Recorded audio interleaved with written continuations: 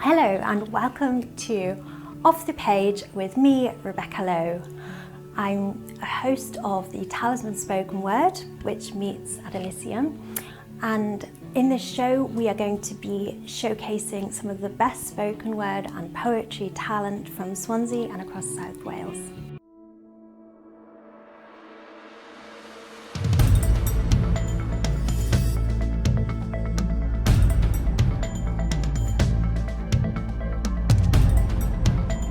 Welcome to the latest show of Off the Page, where we showcase some of the best spoken word talent from Swansea and across South Wales. And today I'm delighted to introduce to you Johnny Giles from Cardiff. I've known Johnny for a long time. He's a radical tour guide, a poet, a journalist, a graduate activist and 3 times Swansea Slam finalist.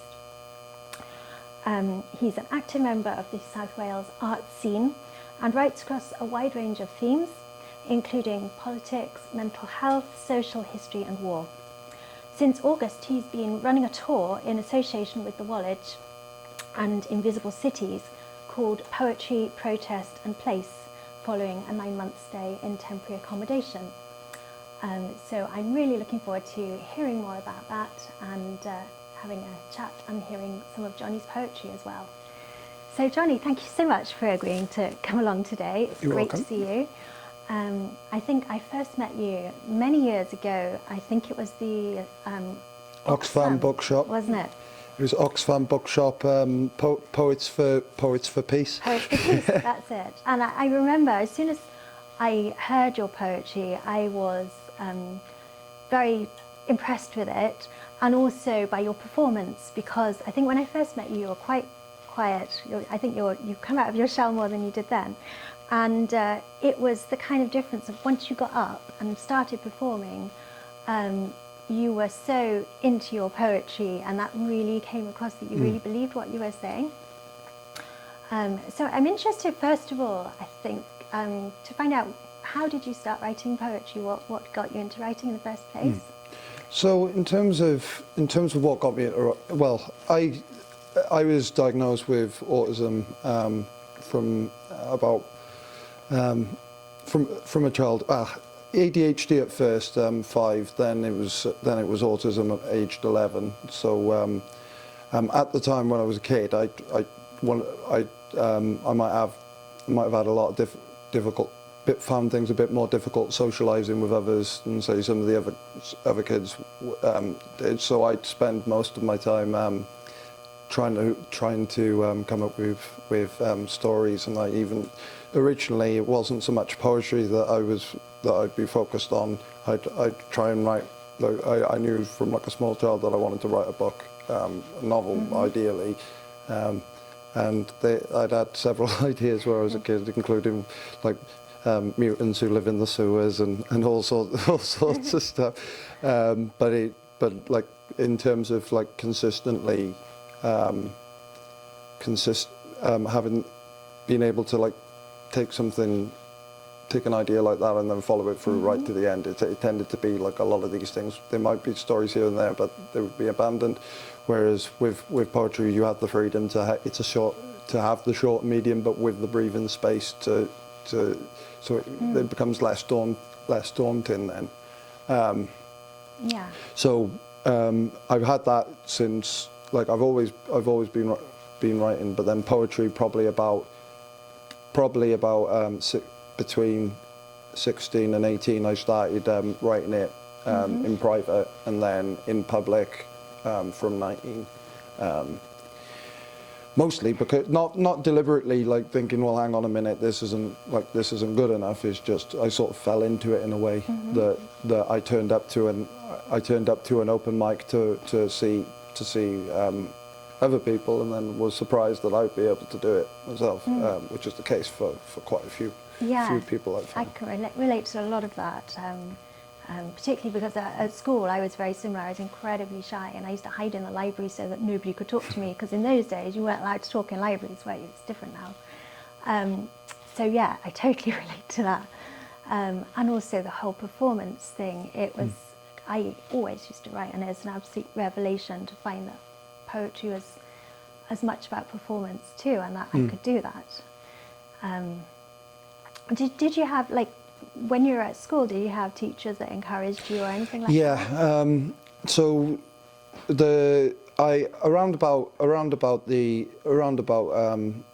when I was about 16 and doing my A levels, I always had teachers that where I'd been told to, like, write a poem here or there for an assignment. They say, "Oh, this is quite good." So I've had that, but I didn't necessarily. I don't think I took it particularly seriously. Not that you need that it's always necessary to, but I don't think that was the case until I did my A levels, and then we started reading about Sylvia Plath, and then Wilfred Owen came up, and stuff like that, and that was when I realised, hang on a minute, I can put a part of myself in the poems as well. It doesn't just have to be like from an observer's distance, but I can do that. I can do that as well. But it's just there's not really one. It's like anything. It's like there's not really one. I don't think that I'm like There's not just like one thing that I write about. It's a bit of everything. I've noticed with your poetry, I know, like me, some of your poetry is political, some of it is responding to current events. I came across a quote the other day from the Poetry Foundation, which says, "Speaking truth to power remains a crucial role of the poet in the face of political and media rhetoric designed to obscure, manipulate, or worse." Which, for me, I think that sums it up, speaking truth to power. Do you see poetry that way? Do you see ways of using it perhaps as a form of resistance? Yeah, so that is something that, that is important to me, and it is how I started, because it sort of coincided that when I was involved in, I was starting to become politically aware as a teenager. I fell into the poetry through the politics came first in a way, but then that sort of it's still there, but I wouldn't say that I'm as active as I was. Probably because I'm not a student anymore, so I don't have as much free time in that sense, or I don't, well, not in recent years anyway, but after temporary accommodation I had nothing but free time. But then recently I got involved in a project that was training people who'd experienced homelessness to become tour guides, and they let you design the themes of the tour yourself. And the two things that I chose to focus on is one, radical history, because that's something that I've taught myself. I quite liked history in school, but like I didn't have the love for it that I do now. And then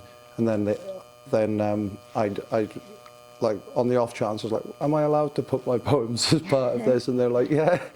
And then since then, that's been going since about September last year. That sounds amazing. And who's it organised by? Is it through Wallich? Yeah, so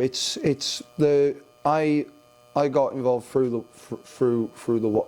Wallich, because they had links with my old hostel, and you just heard about it, basically. And then I went along to see how it was, and then at first I might have been a bit sceptical, not least of which because I didn't feel like I had the skills in order to do that sort of thing. But then I just fell in love with the project. Yeah, it's the Wallich, but it's also there's also they do that in partnership with an organisation based in Edinburgh called Invisible Cities. So the Invisible Cities partners with different organisations in each city. Yeah. And the tour is called Poetry, Protest and Place. Yeah. So what sorts of things, I mean, obviously you can't give me a complete tour right now, although I definitely will come, but can you just kind of give an outline of the kinds of things that it covers?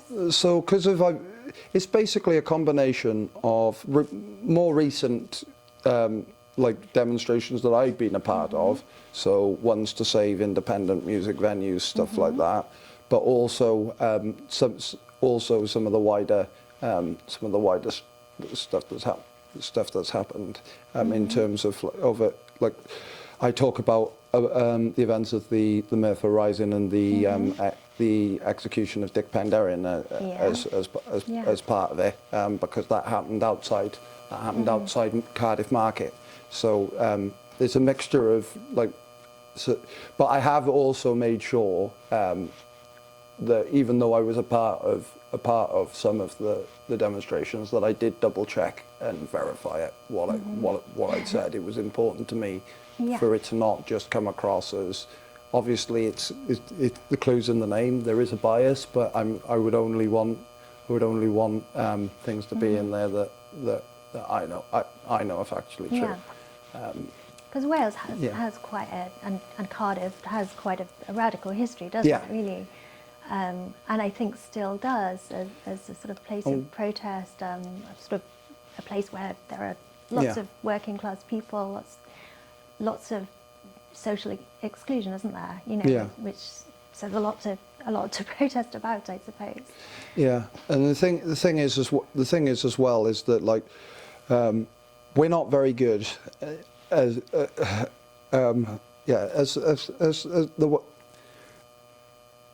the Welsh. We're not very as being Welsh. We're not very good at telling our own stories. Part of it we are in some ways, and it comes down through word of mouth. But what I mean is the other nations seem to be a lot more secure in their distinct identity and their radical history. But ours might go underneath. Might go. So if it's basically if you're in the know, you're in the know. If you know about it, you know about it. If you don't, you don't. It's not taught to us, arguably for a reason. Yeah, I think you're right. I mean, I'm surprised at how little Welsh history is taught in Welsh schools. You know, you learn all about King Henry VIII and his wives and all of that stuff, but you don't learn about the history of the nation that we live in, which we should do, shouldn't we? Yeah. So I think it's a really good thing that you're doing. Tell me a little bit about your own experience of homelessness and living in a hospital. Yeah. What was it like? It's the way I tend to describe it is like purgatory, in the sense of everything's on hold. You don't know how long you're going to be there for. Yeah. Like for example, if you're in a relationship, you've got a set amount of time. They can't visit. You got a set amount of time the week to that you can leave the hostel for before losing your space. Stuff like that. All the stability that is necessary to if you've got mental health issues, all the stability that you need to be in place in order to keep yourself well is kicked out from underneath you. You've got people knocking your doors at all hours, and by that I mean 4 o'clock, 6 o'clock in the morning. So it's a very lively environment, but not conducive to sleep or relaxation. One thing I will say is that I recognised, and I did feel like when I was in there, I did feel a strong sense of camaraderie. Don't get me wrong. There's people are there for a wide variety of different reasons. So it's not without its own danger and exceptions. But generally speaking, it's its own community there. And I do, even though I've got out of that situation now, and the main reason is because I was lucky. I had 8 months, an 8-month stay when, on average, I'd say you're talking at least a year and a half, if not 2.5 years in some cases. And then if you've got more issues than some others, you might have more. It could even be longer than that potentially, and that's a big thing to ask any person to just put everything on hold. Because for example, if you start working, if you were to start working in some of them, even though that would be a way of trying to improve your situation, you'd end up being charged you'd be charged more than what you're actually paying when you're not. So it could be over. It could be thousands. So how did you manage to get your way out of it? It just came up. I got lucky because my name came up on the list, and I had a near miss where I came close to being put in the same situation about a year beforehand. So, and then when I'd lost a previous job, then I got a job immediately after that, and so before I even got the eviction notice, I'd already been on the housing waiting list for a year. So that gave me a bit of a head start in a way, which is why I haven't forgot. It's why I'm doing what I'm doing now, and I haven't forgotten about the people I've left behind. Yeah, yeah, it's excellent. I think it's a very traumatic experience. I must admit. Yeah, I can imagine it must be really, really difficult. But I think you've done a brilliant job of turning it around, and now you're engaged in this really good project, which is also helping other people to see a different side of the city that they live in. You know, and I think these sorts of things as well, they give a face to homelessness, don't they? Yeah, absolutely. People don't realise how easy it is to lose all your security, and seeing someone like you who's worked the way out of it and is achieving things is just a really positive thing, isn't it? It's a funny thing in the sense of the first time I ever realised that that one day, I can remember this quite firmly, because this is before I even was in that situation myself. The first time I realised that I could find myself in that situation one day, was I came across. I'd be walking through the centre of Cardiff, and then I came across one of the people in the younger year from me, than me in school, and I was about. I would have been about like 20, 21 at the time. So, so there's the part of me that knew that I could potentially, like in theory, could potentially be in, but seeing someone that I actually knew that was in that situation, that just made it even more real. So, and I found the people that I knew that I've known prior, and since that situation, I've noticed that I've changed. I seem to be changing some of it. Not that I'm saying that they had any negative opinions, but they seem to, like, there seems to be more of an understanding there. In recent years, it seems they've always been there, but I just think it's reached another. I just think it's reached another level at the moment where there was about 4 people that I knew before I was even, like, I knew from before independently of living in that environment. 4 people I knew previously who I never would have thought would have gone through that situation, of being through that situation. I'm just. It seems sometimes like I'm the one who's just strong enough to talk about it. Yeah. Not as a sign of weakness for people not to, but it's. I've always been quite an open person with things in my life. through mental health and stuff like that. So it's easy. It was like easier in a way for me to do that. And I know not everyone has that either that chance, that opportunity to, or sometimes even the ability to do that. So being able to lend my voice to others is very important. Yeah, well, I think it's really good what you're doing. So if people want to go on your tours, what would they have to do? Is there a website or something, or do they just get in touch with you? Yeah, there's a website called It's called Invisible Cities. I don't know the exact website link, but if you do a Google search for Invisible Cities, it'll come. Especially if you put in to do that and homeless, it will come up. Okay. They're booked online. Yeah. They're every Friday and Saturday from at 2:30. That's most of the time. Obviously, it's dependent on whether people book them. Yeah.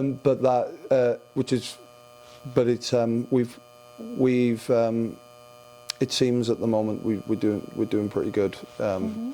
Good with that, especially seeing as it's less than a year old. And is there a charge if people want to? Yeah, it is £15. They may change. There may be if that is too much. There are times that there is discounted prices when it's in association with certain other events. And I must there's that. So there's been times where it's £10, but like usually standard price is 15. And I think there is a link to get in touch with them as well on the website for other like if there's any other like ways that people want to get involved and stuff like that. That's good. Well, we'll put the links in as well when we broadcast the programmes, so don't worry, I'll put it next to it. So just to sort of finish off, do you have any other current projects that you're working on or poetry? Yeah, I mean, I consistently continue doing the I've been performing on a regular basis every month for the last 12 years almost, with COVID being the notable exception. There's other things that there is other things that I'm involved with that I'm not 100% sure of at the moment, but watch this space on those ones. But generally carrying on making the submissions, stuff like that. I have got other links with other. It seems like through this I've been getting links with other organisations to do with opportunities for performance with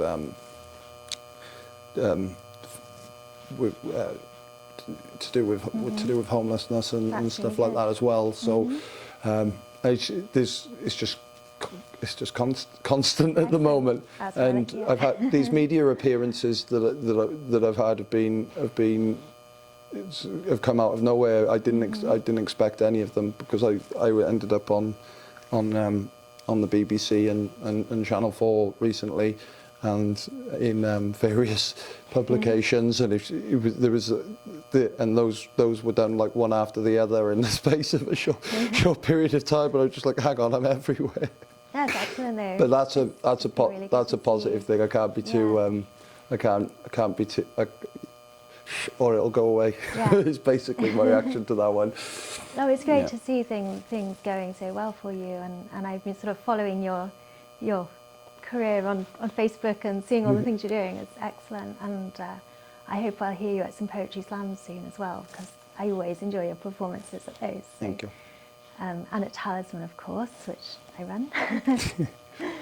So thank you ever so much. It's been really, really good to hear about what you're up to, and I'm looking forward to hearing a lot more of your poetry soon, and keep doing what you're doing, because a real inspiration, I'm sure, to lots of people as well as me. Thank you. Thank you, it's been a pleasure.